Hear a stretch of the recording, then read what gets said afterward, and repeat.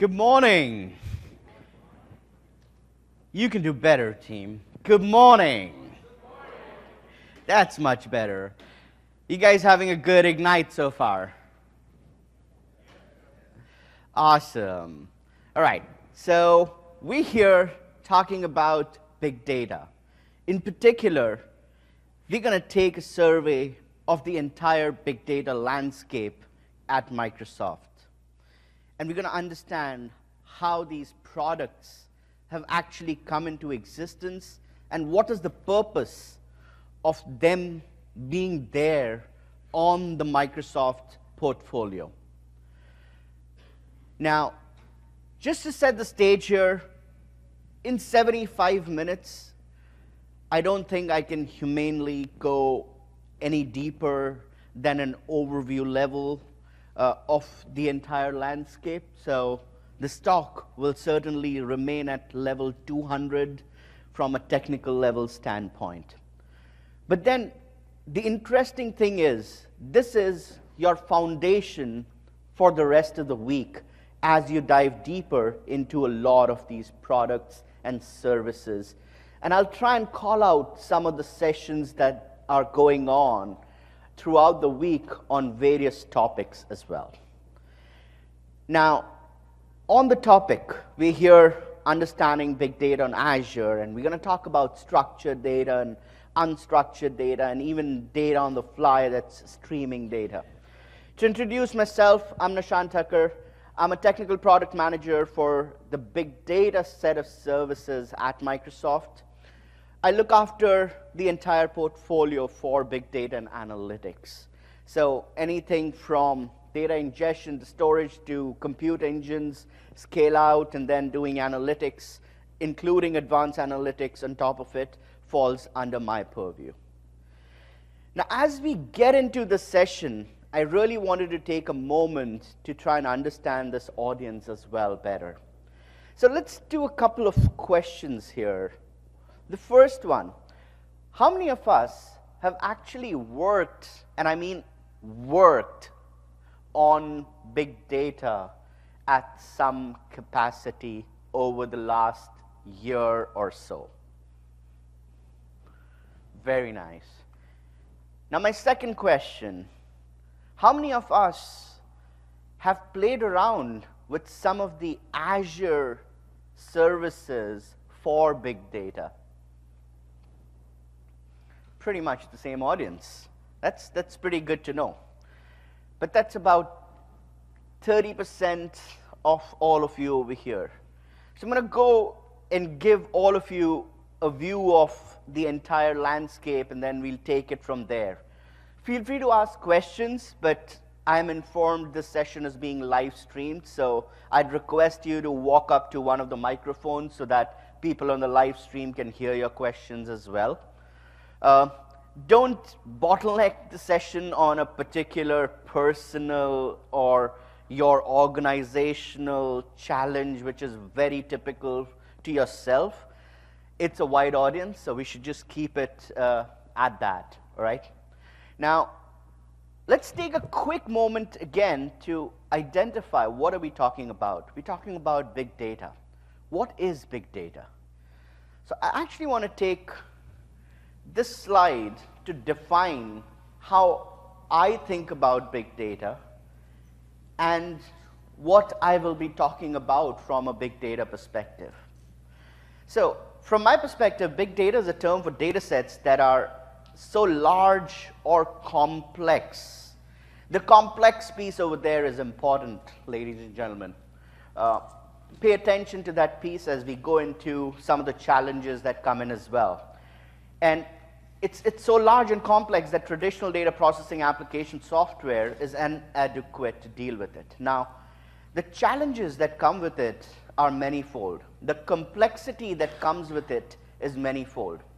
Certainly, it is the volume. So your traditional systems are not equipped to handle that kind of volume. But more importantly, it is the variety, it is the velocity, it is the tenacity of that data, and it is the complexity of the analytics that you want to perform on it that sets big data apart from the rest of the traditional data ecosystem. Now, it's interesting to understand that these two environments don't exist in silos. They actually are intended to coexist together and to complement each other. Okay? Now, the next slide may be a slightly overwhelming one, but let's get to it and piece it together as we go along. Now, I could just go ahead and throw up the slide and say, here's the Azure data landscape. We deal with small data, big data, all data over here. And I could just walk off the stage and let you guys decipher the slide for yourselves. But then, I do have 70 more minutes to kill, right, in the session. So I will certainly go ahead and talk about a few, if not all of these technologies. So let's start with the left-hand top corner. The first problem that we have is data ingestion. Now, whether you talk about small data or big data, ingesting data into the cloud or into any system whatsoever is certainly the first problem that you encounter. Now, how do you go manage that? On Azure, you have a set of capabilities that can allow you to manage this ingestion of data. As we get along, the first service that I'm going to talk about is Azure Data Factory. Now, Data Factory is not just an ingestion service. It's actually a scheduling, orchestration, and ingestion service, which allows you to create sophisticated data pipelines right from ingestion of the data through to processing, through to storing the data, and then making it available for your end users or business systems to tap into. Now, all of us should remember that when I say it's a data orchestration engine, it means that it does not have any compute power of its own. It is literally tapping into some of the other services on the Azure environment to go ahead and deliver that compute requirement that you may have. Okay? Now, we'll dig into this a little more when it gets to it.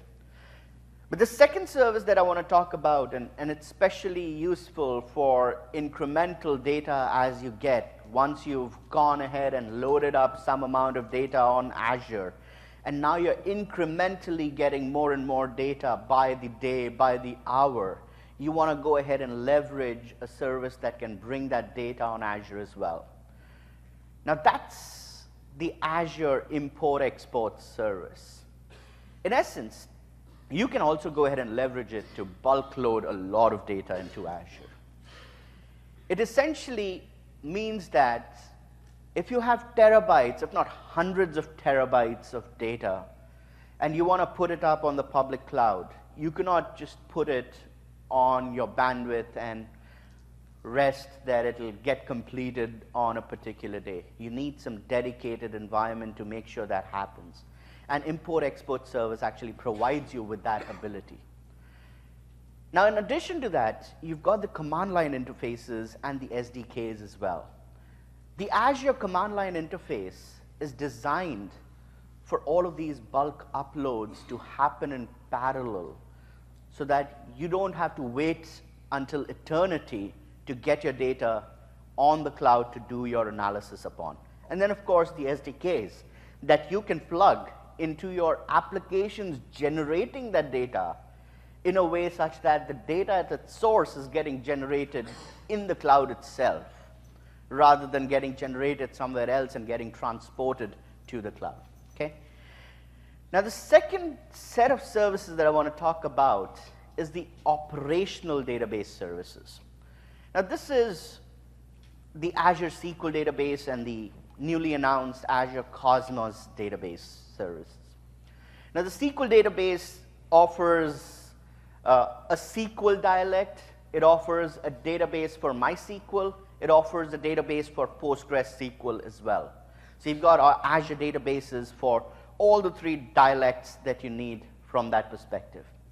The more interesting piece, though, over here is Cosmos DB.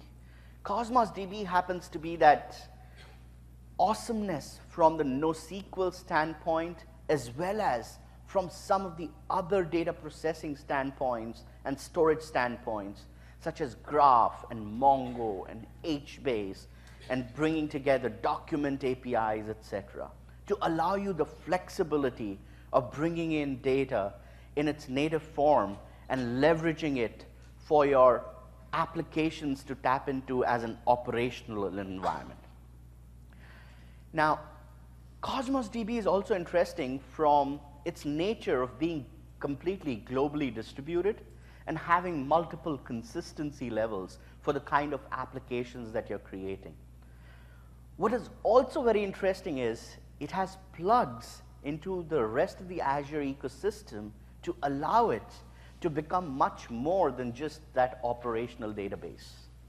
So it has plugs into Spark, for example. It has plugs into Azure Functions for you to do some change data feed and do some Spark-enabled computations on top of data stored in Cosmos DB.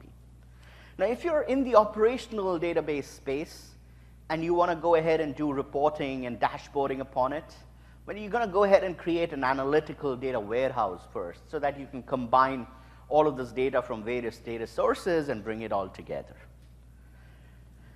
But what happens when your data doesn't really have that structure?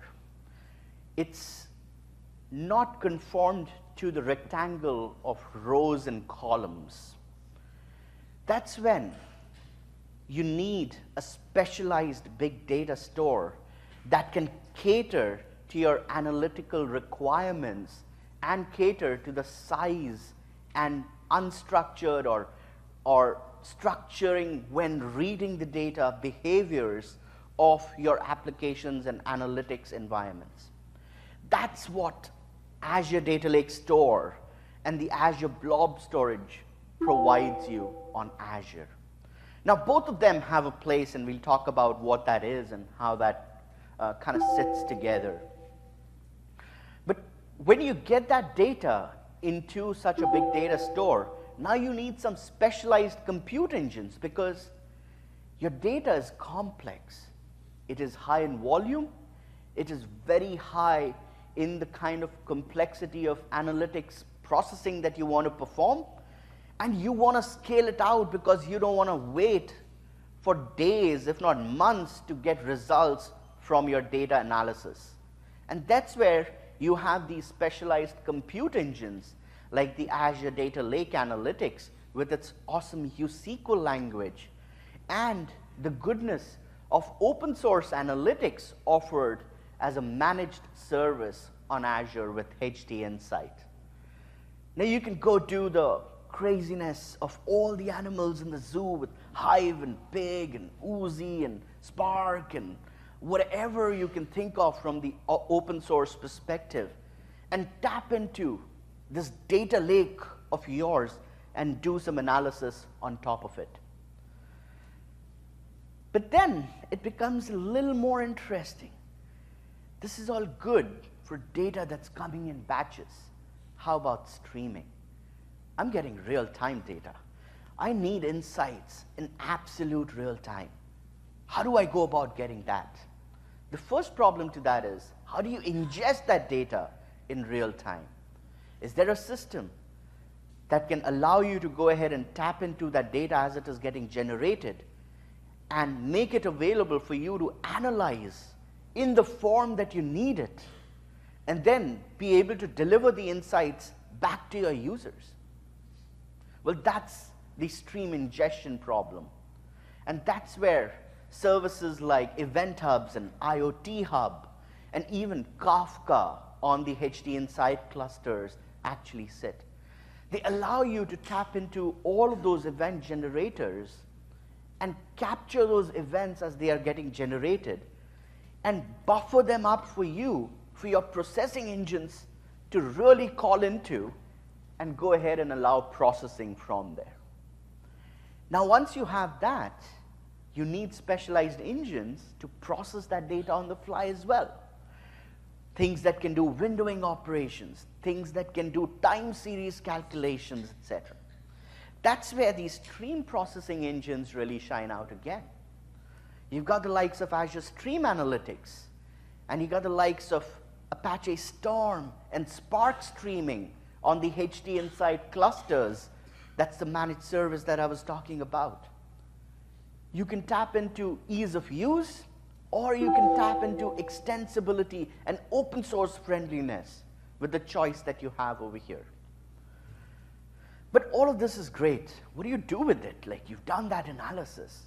Now, what do? You've cleansed, you've curated that data, you understand that data, but now you want some insights from that data. The first level of insights that you get is reporting and modeling. That's the business intelligence piece. And that's perfect. We've been doing that for the last almost 10, if not 20 years.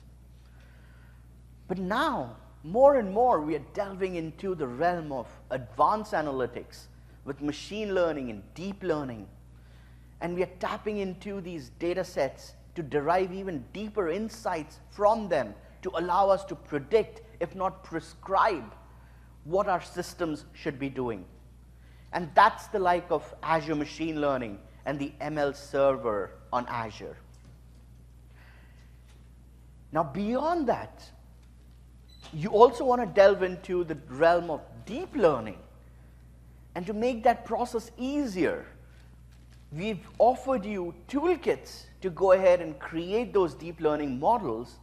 But in addition to that, we've also created first-level services on top of those toolkits in the form of cognitive services and bot services as they light up. Now, additionally, when you have such a comprehensive data estate to deal with, you also need some services that can allow you to go ahead and keep a track of all of these things and literally tap into the one that you want with easy querying capabilities. That's where the likes of Azure Data Catalog and Azure Search really come in. But then, to implement such a solution, you need a platform with some enterprise-level capabilities to allow you to sit in and design those solutions the best way possible in the most compliant manner. And that's where the Azure platform capabilities come really shining up. The likes of ExpressRoute to allow you to create a private connection between your environments and the Azure cloud.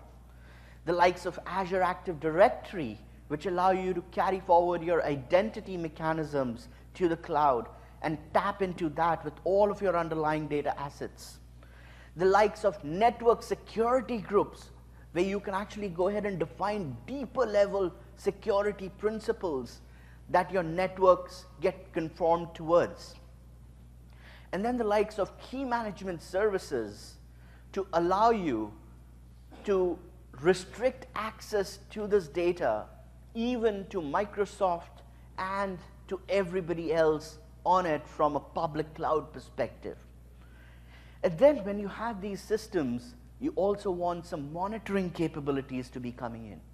That's where the likes of Operations Management Suite comes in, allowing you to tap into these services and look into the logs generated by the execution of these services, and then give you that insight into the health of your solutions.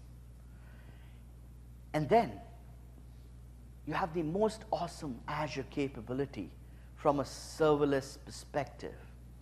Azure Functions. That can tap into literally any service on the slide and allow you to deliver serverless insights or serverless capabilities from the perspective of triggering mechanisms or triggering change feed captures from the data environment that you have. And then, mind you also need an awesome development environment. And Visual Studio happens to be that for us, which taps into each of these services, offering you that developer capability. Now, I gave you a very wide-ranging survey. Now, let's probably try and understand which of these services actually form part of the big data portfolio in particular. Now, when I talk about big data particularly, these are the darker shaded services are the ones that we usually talk about.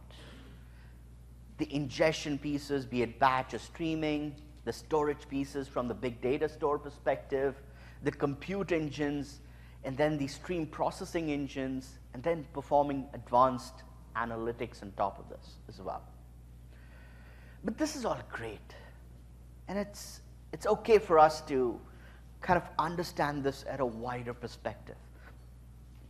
But why is Microsoft doing this? Why is this in its place that it is? And how are all of these services fitting into a solution architecture of sorts? To understand that, let's take a quick step back and try and understand what is the core principle behind these. Now, as we take a step back, we understand that there are three very high-level trends that are converging to make data as much of a commodity as potentially an industrial revolution was. Now, when we talk about cloud and AI and data, we understand that this whole phenomenon of moving to the cloud is to allow us to be more agile and flexible. At the same time, giving you AI capabilities to evolve as a community as well as an ecosystem. But rightly placed at the center of it is data. And as we saw in that video as well, we are on a cusp right now where we are literally able to generate data from multiple devices, even for a single operation, such as moving from your seats to the door. To be able to analyze that data and to understand behavioral aspects from that data is going to give us a lot of insights in the future. But to be able to do that, you will need to manage and create systems of intelligence that will help you derive insights from that data. Now, to look at that systems of intelligence, let's take a quick look at the modern data estate as it sounds. In essence, there are two principles. You're going to have some data sitting on premises. You're going to have a lot of data sitting in the cloud. Now, there are very few organizations which are either or today. Let's take a quick survey. How many of you are conformed only to on-premises today? It's about 10%. How many of you are only conformed to the cloud today? About 5%. How many of you span across both on-prem and cloud? Look at that. The rest of the 85%. And that's what this slide delivers. In essence, you're going to have three types of systems that you're going to go create. The operational databases, which have traditionally been sitting behind your applications. The data warehouses, which will now combine data from these operational databases traditionally, and also combine data from your big data ecosystems. And then these data lakes, which will be your systems of intelligence, literally, where all of your native data resides, where you will be asking questions in the future that you don't even know of today. And you will be able to tap into those insights as they come in. Now, for you to be able to do that, you will need three very good capabilities. One is the ability to reason over that data anywhere. The second is the flexibility of your choice. It's not our choice. We don't go and create things out of the realm of our thinking. It is your choices. If you like open source more, open source is on Azure. If you like simplicity and flexibility and ease of use more, that's on Azure. If you like developer productivity more, investments in that area. And then, the perfect example of the next item from a security and privacy standpoint, the GDPR norms that are up right now, and everybody is kind of working towards making sure that things are really looking good from that perspective. Now, this is all great from a data estate perspective, but how does Microsoft play to this? Well, on-prem, you definitely have the SQL Server environment, which in itself takes care of the operational database and the data warehousing pieces with the best performance that has been recorded by benchmarks. But from a data lake perspective, you can tap into your Hadoop on-prem environments or Spark on-prem environments directly from SQL Server using something like Polybase. Now, when we come to the cloud, that story is much wider, as we saw in that previous slides. You have specialized capabilities for operational databases. You have an awesome MPP architected data warehouse, and there's no limit to what you can do with the data lake environments on Azure. Now, let's try and understand how that evolution of the data warehouse is going on. Because eventually, big data is actually feeding into that whole concept of enriching your data that exists. And your data warehouse is that one version of the truth that your organizations have always maintained. So in essence, you're tapping into that data, ingesting it, storing it, prepping and training it, and then modeling upon it or serving it to your business users, be it your analysts, be it your applications, or be it your end users or customers, to get some apps and insights. But in principle, there are three core solution scenarios to this whole concept of big data. The first one being that modern data warehouse. So essentially, it's modernizing your existing traditional data warehouses to now get enriched with data from a variety of sources and the complexity that comes with it. The second is to be able to do some advanced analytics or machine learning or data science or even deep learning on top of that data. And the third is to be able to cater to real-time processing. And the perfect example of that, the Internet of Things. That's what we are talking about from solutions in the foreseeable future from the big data perspective. Now let's tease apart each one of these to understand how the set of services in Azure actually sit and cater towards all of these capabilities that these systems or solutions require. Let's take a look at the first one here, which is implementing a big data and data warehousing environment in the cloud. Now, here's a traditional data warehouse. I'm sure you guys have seen one or more versions of this in your organizations or anywhere outside. You get a bunch of data, your business applications and your custom applications are tapping into individual databases. You have systems of integration to bring that data together into a data warehouse, and you apply BI and modeling on top of it to offer it to analytical dashboards and end users. That's all great. That sits like that on-prem, and that pretty much sits like that in the cloud. But the interesting thing is, now your applications, even if they are sitting on-prem, can be brought up to the cloud from a data perspective. You can still go ahead and have your applications tap into Azure SQL DB as your backend. And if you're not doing that and you still want to go ahead and move your data, you have specialized services like the data migration service to allow you to do that. SQL Server integration services, now also part of Azure Data Factory as a capability on the cloud, can allow you to tap into your multiple data assets from a structured perspective in the cloud and combine them into a data warehouse. Azure Analysis Services, natively built for the cloud, allows you to build tabular models for your BI needs. And then Power BI allows you to report and dashboard upon it. But that's great. how do you bring data directly to a data warehouse as well? You have humongous systems sitting, let's say, in your SAPs or your Oracles or your mainframes or potentially your SQL servers, and you want to tap into the awesomeness of scalable and flexible data warehousing capabilities in the cloud. How do you go about doing that? Well, you have the capabilities of pulling that data using any of these services.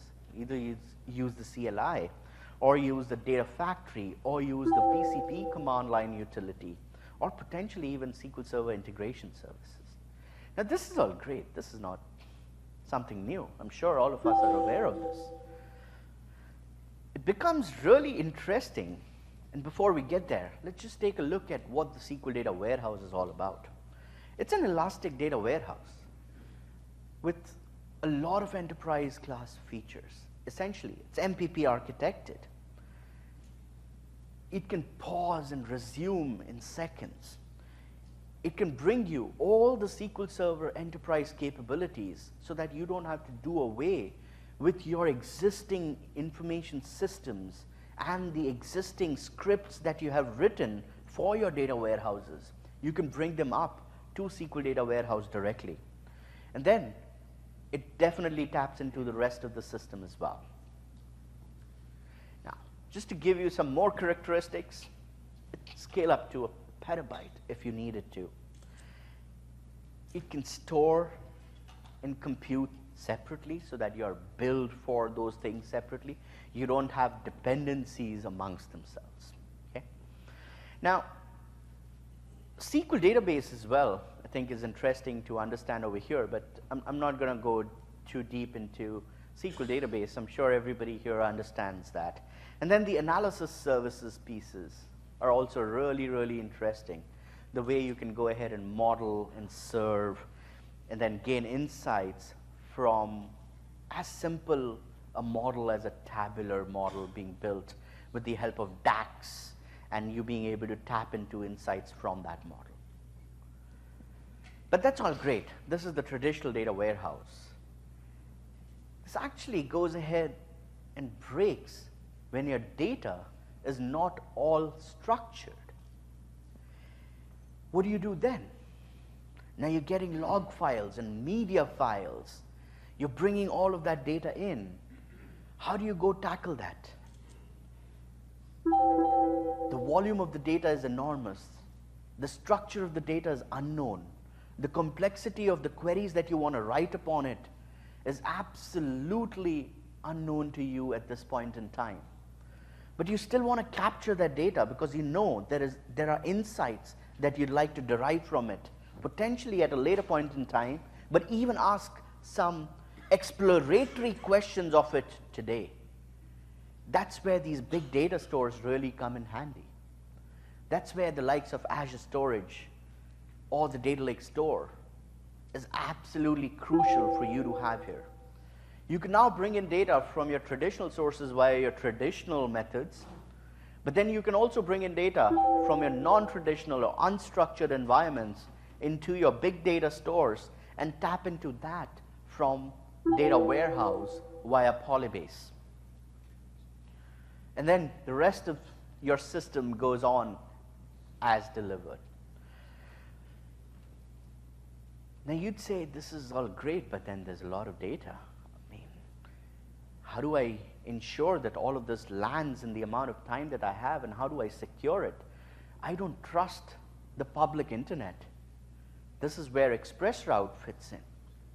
You have ExpressRoute to allow you to create a private connection between your environments and the Azure cloud so that you can take care of every bit of data that's leaving your environment and reaching the public cloud. In fact, the capabilities of ExpressRoute also allow you to define a virtual network across your environment and the cloud in tandem. That's where ExpressRoute really shines out. What is ExpressRoute? Well, of course, it's a unified connectivity to all of the Microsoft Cloud services. It's predictable performance. It's your private connection. It's your secure environment. It's your ability to tap into all of that at one go. Now, that's all great. And let's just go simplify this thing by now just talking about the big data pieces.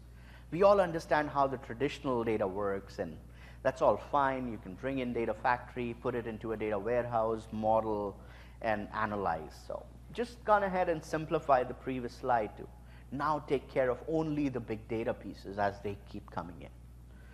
Now you bring in big data into storage. If it's cleansed and curated on the fly as such that you're doing some ETL on that data before it reaches your storage, you can directly go ahead and consume it into your data warehouse. But generally for such systems, you don't do that. It's just too huge for you to do anything on the fly. The principle for these kind of systems is not ETL, it's ELT. It's extract, load, and then transform. And that's what you're able to do from expediting that whole process with something like HD Insight. Now you bring in HD Insight, which taps into data that's sitting inside of your Azure storage environments. You're now allowing yourself the flexibility of tools like Hadoop and Spark and all the other open source analytics capabilities to go ahead and tap into that and go ahead and bring that insight or clean and curate and aggregate and process that data before it reaches your enterprise data warehouse. The process thereafter certainly remains the same. You're still modeling upon it, you're still reporting upon it. Now, what does HD Insight actually allow you to do? Well, HD Insight is now allowing you to forget if your data was structured, unstructured, semi-structured, to forget the complexity of the analytical queries that you want to write upon, to forget what kind of questions you would like to ask of it later. Because you can go ahead and do some data curation and cleansing of the data and putting it all together and adding structure to that data using some of these tools in HD Insight. Now, once you've structured that data in a form that it's consumable into your data warehouses, you can now port it via Polybase. So that barrier that your data should have structure is now taken away. That barrier that you should transform your data before it gets loaded is taken away. That barrier of you not being able to write some advanced queries is taken away. And you're able to bring all of that into the ecosystem with HD Insight. Now, this by itself is great. Like, if all of us have achieved this, probably we are way ahead of where the rest of our peers may be. But that's not all. In fact, you can actually do a lot of this using some of the other stuff as well. But first, let's take a look at what HD Insight is. It's a cloud Hadoop and Spark managed cluster service. It essentially means that we are offering you clusters of Hadoop and Spark to your flexibility at your terms with the enterprise level SLAs backed that Microsoft is known for. So even if it is an open source tool or an open source functionality that you're tapping into, we will take care of it that it functions well. If it doesn't, our phones will ring at 3 in the morning and we will wake up and make sure that it works. But the amazing thing with HD Insight is your time to analytics gets reduced many folds. And this is my personal experience. Like about 8 years back, I was tasked with potentially spinning up a 4-node cluster. It took me about 7 months to get that 4-node cluster up and running. And of course, at that point in time, the open source bits were not that mature as they are today, but still, like 7 months for a resource to get a 4-node cluster, a test cluster up and running. Today, if I have to do that, with the help of 3 clicks, within 10 to 12 minutes, I can have a cluster anywhere from 2 nodes to 2,000 nodes and even beyond if I want to. And I don't have to worry about pulling it all together and stringing it together and making HDFS work and making Hadoop work and making Hive installed on top of it, and then getting network security to work and each of those nodes talking to each other. All of that is taken care of by the service itself. But that's great. Now, you already have this concept of this modern data warehouse now, where your structured data is already getting tapped into, your unstructured data is being brought together with the help of Hadoop and structuring it, and now you have structured and unstructured combined to report upon. Now, another option to actually go ahead and do that would be Azure Functions. Well, you can actually go ahead and, if it's a very simple manipulation of the data that you want to do, in fact, if you even want to go ahead and listen to your data lake environments and tap into it when the data comes, you can tap into Azure Functions and write your logic in Azure Functions to go ahead and manipulate the data. You can scale Azure Functions as well. But then you don't really do that kind of sophisticated analysis in Azure Functions, right? You could.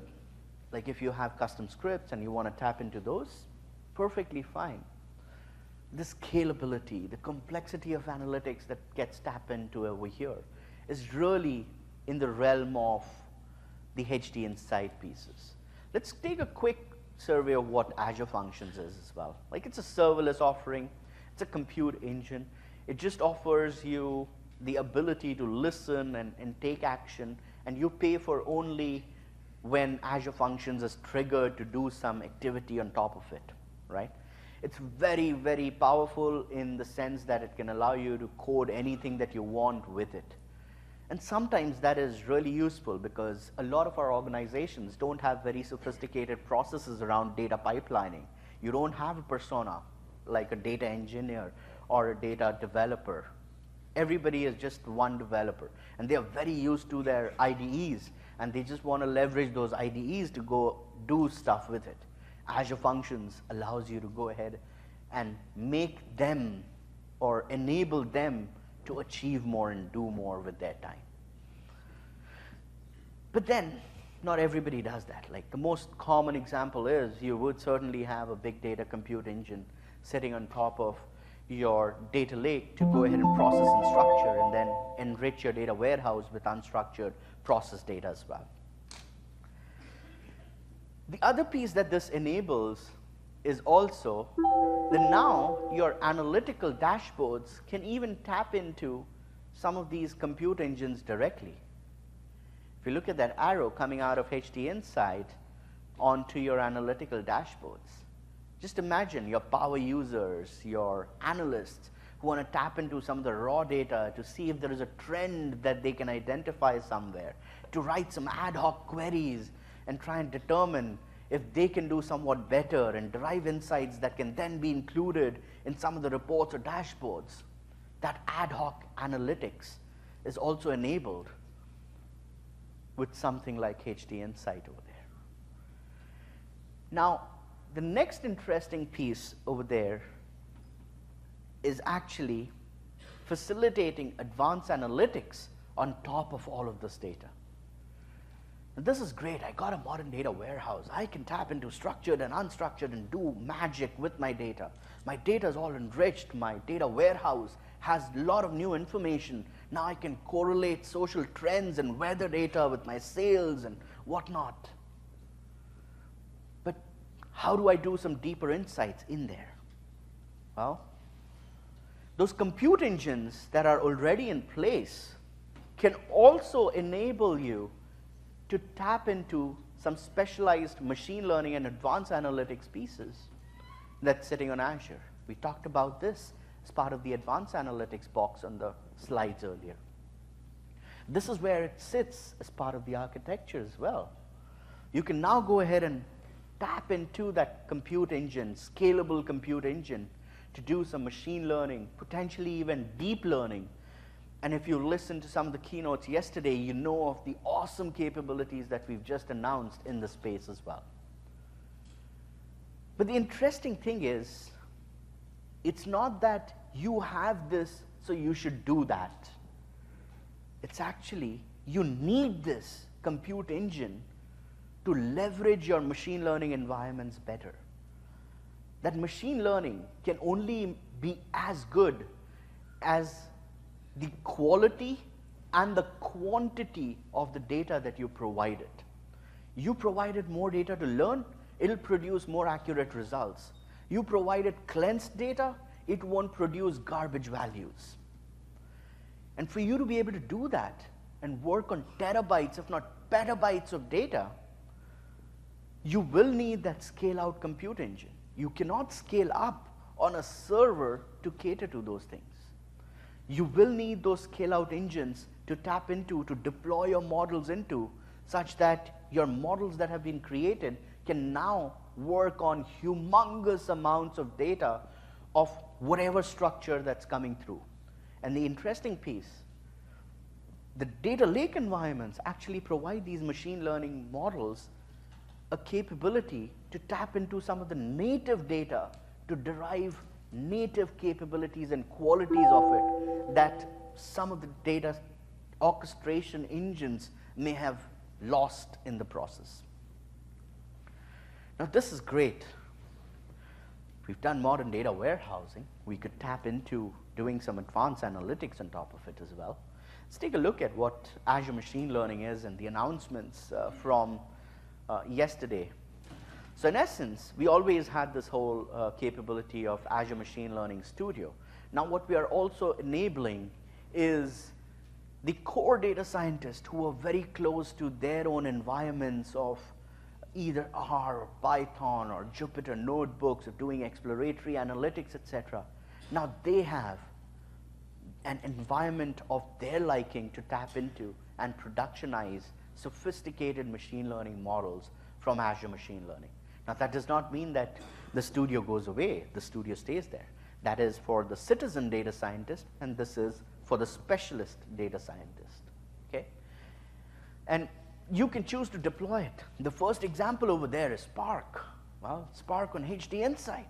You create those models here, you go ahead and do some analysis on top of it, and then you can deploy those models into your big data engines so that it can work on all the data that it already possesses.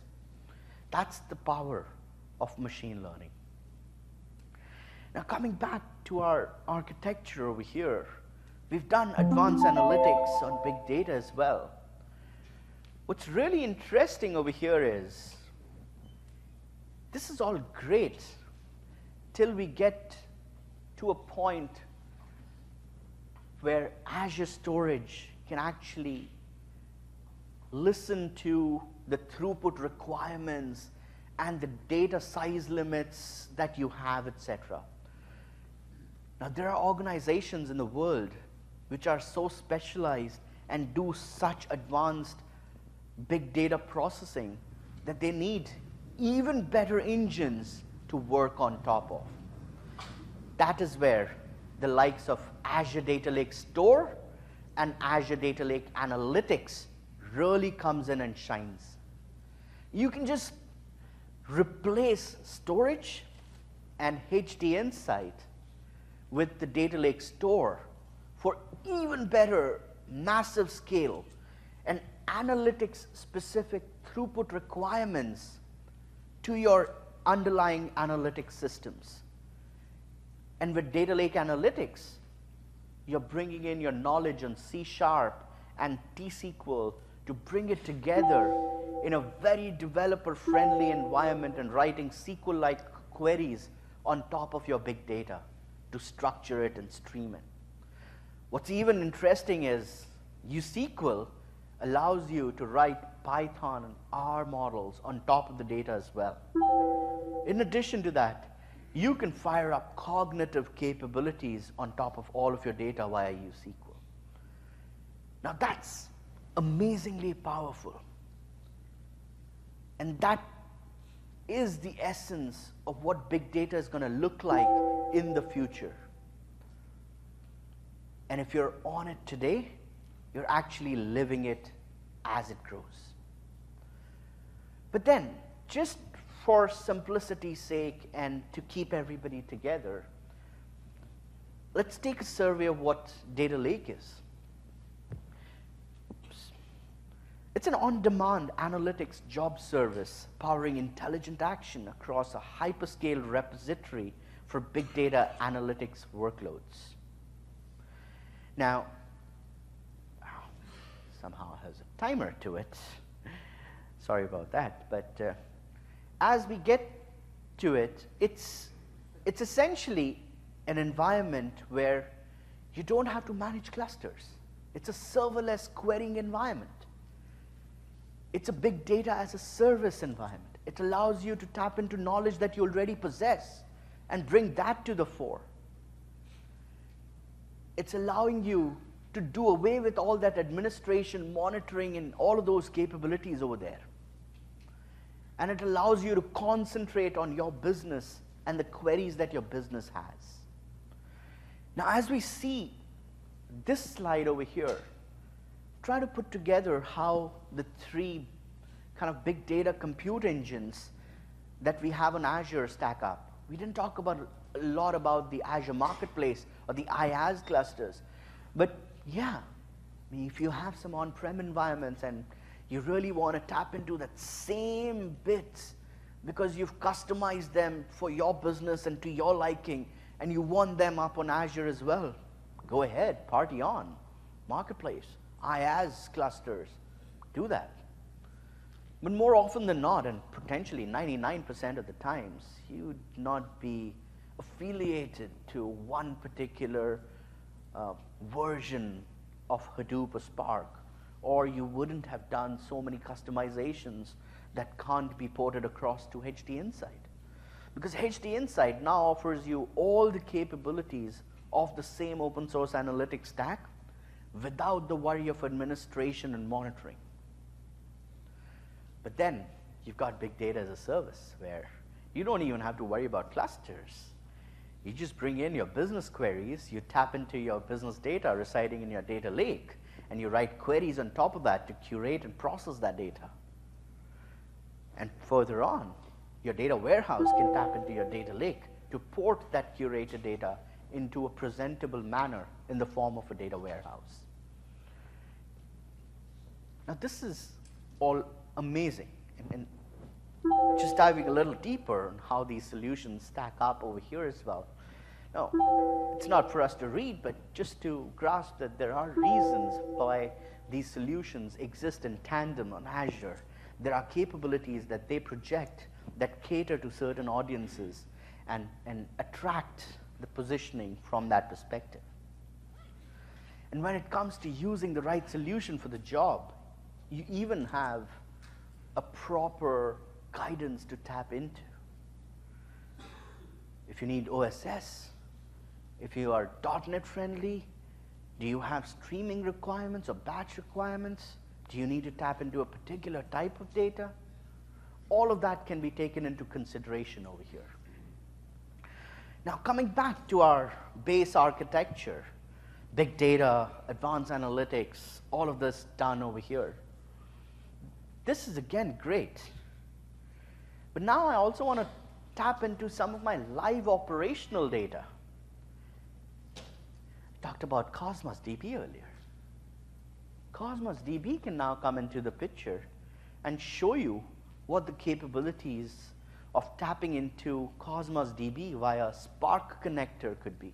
Just imagine your HD Insight cluster running on Spark, leveraging all the unstructured data residing in your data lake, and then going ahead and tapping into behavioral data as it is getting generated by users in real time. That's your live operational data. It's a kind of concept where now you can go ahead and tap into the insights from machine learning and directly put it into that operational store for your users to get benefit from right then and there. Now, of course, the more the data, the more the context to that data, the better my machine learning insights and advanced analytics is on that data.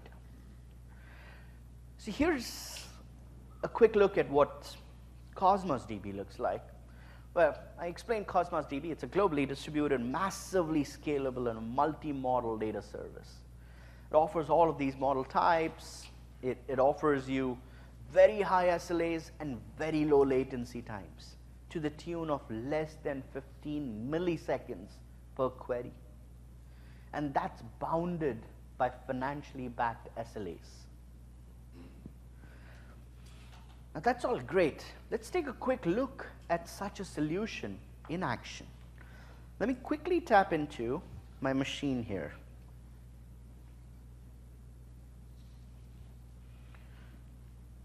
I'm going to duplicate my screen.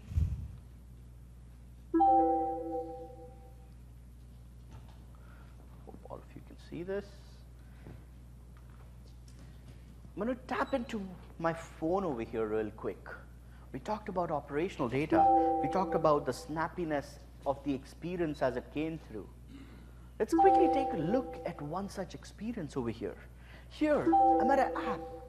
This app is a retail app from Wide World Importers. It's selling me shoes. Now what's interesting is it's tapping into a lot of data points that were previously not possible if this was just tapping into operational data. It's tapping into trends from social media feeds. It's tapping into nearby events. It's tapping into weather. It's tapping into location and where I reside. And it's giving me a personalized page right up front. Now this is all great.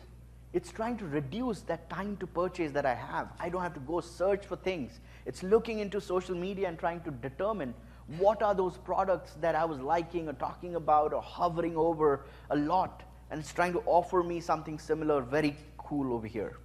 Now let's tab into one of the street shoes. This is great. Look at this. They even identified my preferences for the colors. They tapped into something like Pinterest, where I pinned something similar on it. And they determined certain attributes with deep learning models to determine that green is potentially my favorite color. And if I have those shoes in green, show that first. Now, $99, $100, probably too much for these pair of shoes. They even observing that and trying to give me some promotional offers in real time. In this case, they're tapping into my distractedness from that price point, and they're offering me a discount on it. And additionally, to their business's benefit, they're tapping into their in-store capabilities or the point of sale systems and determining what the inventory is and whether there is some overage on the inventories and trying to tap that into my promotions. So if I take or choose to pick it up from a nearby store which has a lot of inventory, I get an additional discount because that inventory doesn't need to be sent back to the warehouse anymore. I can go ahead and choose one of those, check it out, even integrate AI into those experiences and tap into going ahead and signing out from that perspective. It gives me a QR code that I can now go ahead and tap into from an in-store perspective, and that now gives the in-store salesperson another touch point to see if there is an upsell opportunity. Let's quickly go ahead and see what the business users look at from this perspective as well. Just going to come back over here, and we'll connect to the marketing manager dashboard. Now here's a dashboard that a marketing manager sees. All of the data is being brought together from the modern data warehouse. He's looking at structured, unstructured data from social sentiment, from geographical locations, and it's tying it back to revenue. What's really interesting over here is the sentiment by product category. Men's clothing is showing a very high positive sentiment denoted by that green bar over there. How does that translate into sales? Can I do something to make sure that the sales for the product are very high? Well, of course, I can launch promotional campaigns. But which campaigns to run? There is so much I can do. What do I do? What is the right level of discount to offer? and what is the ROI that I can get from it? Well, you can actually have machine learning models help you do that. You can go ahead and take a look at recommended campaigns and then tap into some of these recommended campaigns over here, which says, in the first one of which is actually identifying that I need something very similar to 10% off on men's clothing. And if I go ahead and do that, I'm actually able to go ahead and get an 82% ROI on my investment. Now, how do I do that? Well, it's all integrated into my CRM systems, my business systems in the back end. So I can just go ahead and launch this campaign, and it identifies and triggers a workflow within Dynamics to go ahead and do this. Now, this is all interesting, but what's making this possible? Can I look at the back end a little bit? Well, here's the solution architecture for that entire application as we looked into it. What we are looking at is structured and unstructured data coming together in the form of a data lake, in this case, the Azure storage. You're tapping into Spark to be that analytics and intelligence engine in this case. You're tapping into ML libraries in R within Spark to go ahead and give you that capability of determining what campaigns to run, whether there is a risk to customer churn, what to do in real time. All of that data, once curated, is fed into your SQL data warehouse for your BI systems to work on, but at the same time, is fed into something like Cosmos DB for your app experiences to get enriched. So the next time the user comes in, they see a more personalized experience for themselves.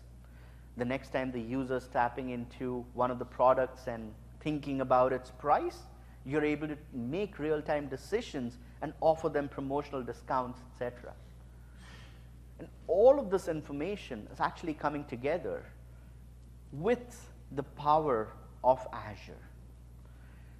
Just to show you all of these assets, this is the resource group that's making that demo possible right now. All of these assets, the storage account, the Spark cluster, the data warehouse, the Cosmos DB, the SQL DB, the analysis services, the Power BI workspace, even the Visual Studio environments plugged into this whole solution over here as it is.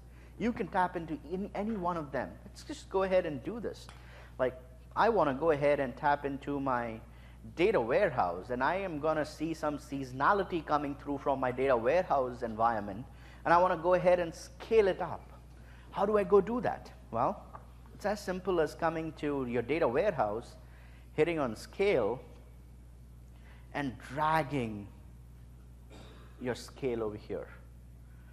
Similarly, you can actually go ahead and do a bunch of things with HD Insight. You come in here, increase the scale of it, design clusters. You have cluster type.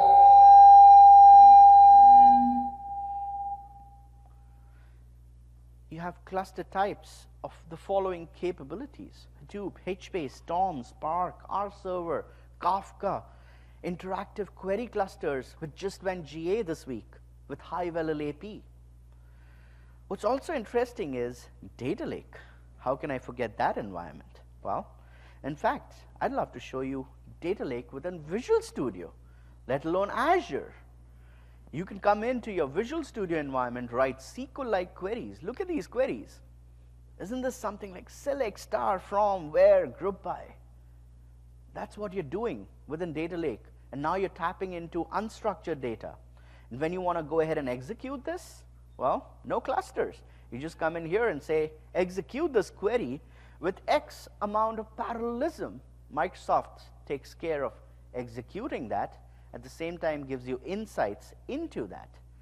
Just to show you one such query that ran, well, here's a job graph of that query. You can dig into it with developer tooling to determine if there are any bottlenecks. You can play it back. A job that may take hours to process, you can play it back to yourself in a span of half a minute or a minute to see if there were any bottlenecks and where you need to dig deeper and parallelize further, and how to optimize your queries so that your systems of intelligence can derive insights faster. That's the power of Azure that it brings to us. And this is not executing the query, mind you. This is just playing back the previous execution of that query so that you can debug and optimize that query even further. Okay? Now let's switch back to the deck over here. Let's get through a few more items. Now, from a demo perspective, we saw like a highly personalized and engaging experience. We saw how business users leverage it, and we saw the solution architecture pieces behind it as well. And it literally translated what we have discussed so far into a solution which is live and running right now. Now, coming back to our architecture, that awesome picture that I just love so much that I can't get enough of it. But then there's one thing missing over here. How do I go ahead and bring in real-time processing? When I get data from sensors and IoT, which is, again, unstructured information, where does that go? Like Data Factory can potentially tap into data sitting somewhere and bring it up. CLI will ask you to give it a source and ingest data. Azure Functions will probably be just sitting idle until a certain amount gets there. How do I make sure that that data is captured as it gets generated, and I get to tap into that data and process that data and derive insights from that data, potentially even do machine learning scoring on top of that data in real time, and derive insights and take actions on the basis of those insights? Well, to enable that, we talked about event ingestion engines. We talked about all of those engines in the first slide. You see all of that coming to life as part of a solution now. Event hubs is that event ingestion environment that allows you to tap into those events as it gets generated, potentially buffer them, and then feed it into a stream processing engine. In this case, I'm just showing that it feeds it into HD Insight, because HD Insight has stream processing capabilities like Spark streaming, like Storm. And now you can score upon that data, process that data in real time, perform windowing operations, aggregate that data, and report it in real time to your dashboard environments like Power BI. Now, this actually warrants a slightly more concentrated look into it. So I've just brought that streaming pipeline down onto a slide in architecture over here. So event hubs into HD Insight, you process it using Spark streaming, you push it back into storage, you even tap into machine learning models to score, you feed it directly into your analytical dashboards, and then via storage into your data warehouse as well. But there were a lot of choices over here as well. Well, first, for ingestion, you can tap into IoT hubs if you need to tap into device registration policies and you want metadata about your devices to be stored and tackled at the ingestion layer itself. But then, if you have some custom operations to perform and you really want to scale out your ingestion engines for millions of events per second, you can actually implement something like Kafka in HD Insight, which allows you to scale as per your requirement and even apply custom logic, which may not be part of, say, Event Hub or IoT Hub. But the choice does not stop at the ingestion piece. The choice is also offered at the processing piece. That's where, again, the ease of use piece really, really shines out. Do you want to go manage your clusters to process streams? Do you want to administer and monitor them day in and day out?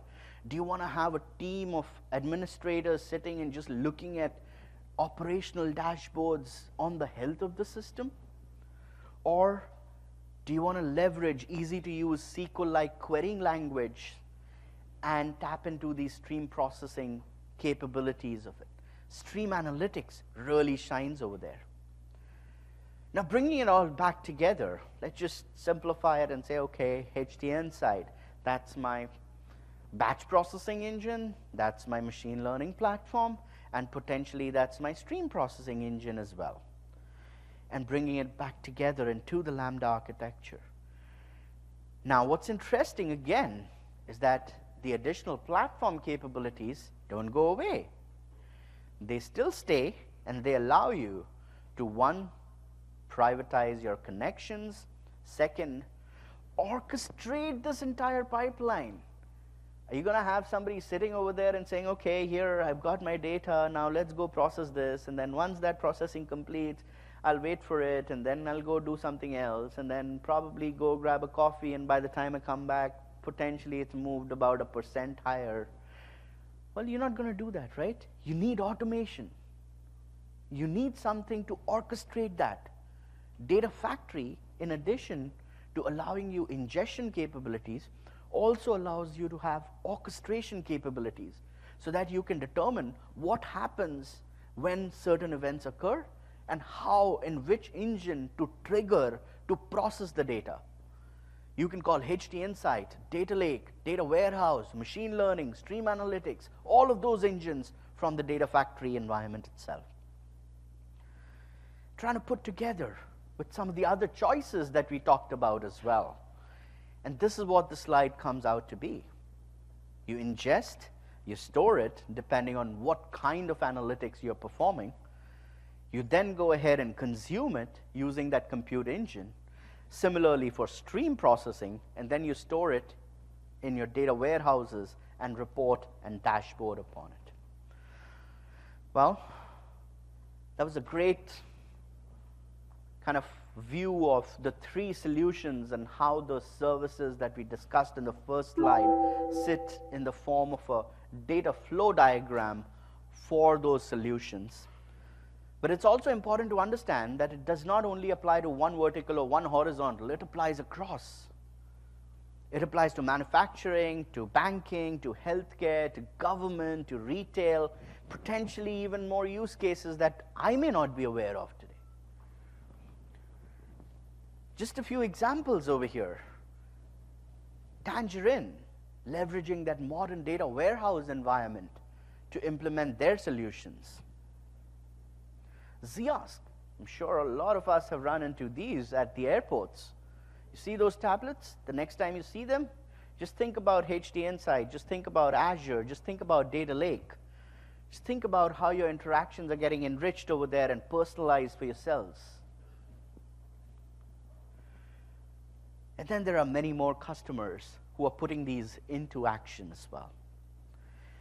Well, it all comes to life with the capabilities of Azure as a whole, which gives you hybrid and productive and intelligent environments and a trusted kind of compliance.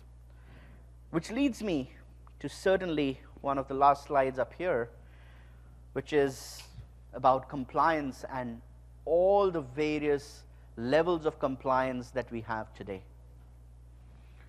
With that, I actually want to leave you with one video. The most important thing to our customers is keeping the lights on and saving money. With a customer like Seattle City Light, part of their business model is changing. Some of the biggest challenges are just collecting and handling the vast amounts of data. It's 20 terabytes plus of this raw data coming in, and it's up to us to figure out how they drill down farther. But the thing about AWS is it was pretty expensive, and it was sitting there running all the time. Even when we weren't running queries and using it, didn't make sense. And then we started seeing more of the Azure technologies that we liked, like blob storage and Data Factory. What was very attractive about the Azure platform is that it was laid out in front of us. The architecture was easy to understand and, more importantly, easy for us to explain to our customers. Azure's better than AWS because they've thought the solution through. The extra convenience of having pause and resume and the easy scale up, scale down, that right there is just a pretty big chunk of savings. SQL Data Warehouse allowed us to switch over to a large distributed database without changing much of our code. We immediately were able to start to use Visual Studio and Management Studio to interact with these databases. Had we had loads here several years before, it saves us hundreds of hours of labor. This data is helping us identify where projects are actually critically needed. That's pretty significant. Data does not become decision-making without intelligence in the middle. And that's where really Azure and IA put themselves together. With that, I'd love to thank all of you over here for being here for the session. and I hope you enjoyed and learned something new and got a better understanding of the big data space on Azure.